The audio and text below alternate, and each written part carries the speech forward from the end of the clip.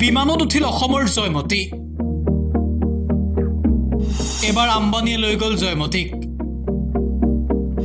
উজনিৰ মানত আঘাতপ্ৰাপ্ত জয়মতীয়ে পালে নতুন জীৱন বহু সময়ৰ কষ্ট যেন কিছু লাঘৱ হ'ল জয়মতীৰ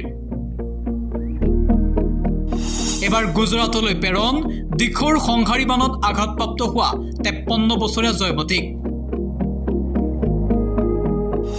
বিমানযোগে প্ৰেৰণ কৰা হৈছে জয়মতীক জামনগৰস্থিত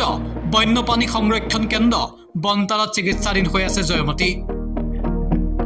অসমৰ এইগৰাকী জয়মতীক আপোনাৰ হয়তো মনত আছে প্ৰলয়ংকাৰী বানে যেতিয়া উজনি অসমত বিভীষিকাৰ সৃষ্টি কৰিছিল নগালেণ্ডৰ পৰা দিখৌৰ বানত উটি আহিছিল জয়মতী শিকলিৰে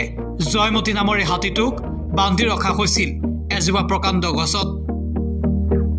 আৰু পাহাৰ খহি অহাৰ বাবে নৈত উটি আহিছিল জয়মতী তাৰ পিছতে দিখৌত উটি অহা জয়মতীক দেখিবলৈ পোৱা গৈছিল বানবিধ্বস্ত এলেকাৰ কাষত পাৰ্যমানে জয়মতীক চিকিৎসাৰ বাবে চেষ্টাও চলোৱা হৈছিল কিন্তু আঘাতপ্ৰাপ্ত জয়মতীৰ কষ্ট লাঘৱ হোৱা নাছিল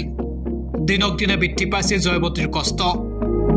আৰু সেই জয়মতীৰ খবৰ কেনেবাকৈ পৰিল মুকেশ আম্বানীৰ পুত্ৰ অনন্ত আম্বানীৰ কাণত মানৱ দৰদী অনন্ত আম্বানীয়ে লগে লগে বন্তাৰাৰ পৰা পঠালে এটা চিকিৎসকৰ দল আহিল চিকিৎসা আৰম্ভ হ'ল আৰু চিকিৎসাৰ মাজতেই গুজৰাটৰ জামনগৰস্থিত অনন্ত আম্বানীৰ বন্তাৰালৈ লৈ যোৱা হ'ল জয়মতীক বিশেষ বিমানৰ জৰিয়তে জয়মতীক গুজৰাট পোৱালেগৈ অনন্ত আম্বানীয়ে আৰু এতিয়া নতুন জীৱন জয়মতীৰ নিশ্চিত আম্বানীৰ পুত্ৰ অনন্ত আম্বানীয়ে ইতিমধ্যে বন্তাৰাত বহু আঘাতপ্ৰাপ্ত জীৱ-জন্তুক চিকিৎসা কৰি আহিছে আৰু অসমৰ জয়মতীও এতিয়া অনন্ত আম্বানীৰ বাবে নতুন জীৱন পাব নিউজ ডেস্ক assam.com